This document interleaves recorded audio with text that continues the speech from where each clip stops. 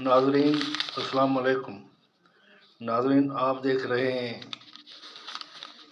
گفتار news channel.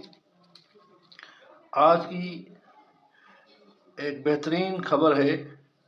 خبر کا تعلق انعام یافتہ نوبل انعام یافتہ ملالہ یوسفزئی کے متعلق ہے۔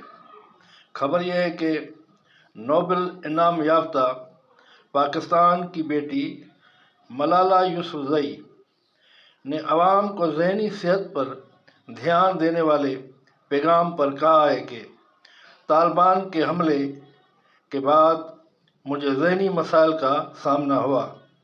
اتنے مسائل کے بعد بھی میں عوام کو ذہنی شعور اور صحت کے متعلق لوگوں کو اجاگر کرتی رہی ہوں۔ یہ بات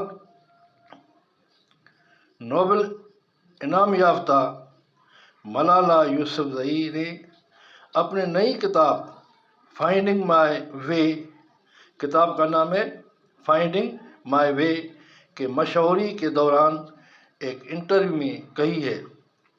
اس موقع پر ملالہ یوسفزئی نے اپنے ذاتی تجربات بھی شیئر کیے۔ انہوں نے کہا کہ پہلے بھی میں ان لوگوں میں سے تھی جو لوگ ذہنی صحت کو اہمیت نہیں دیتے تھے، میں ان لوگوں میں سے تھی۔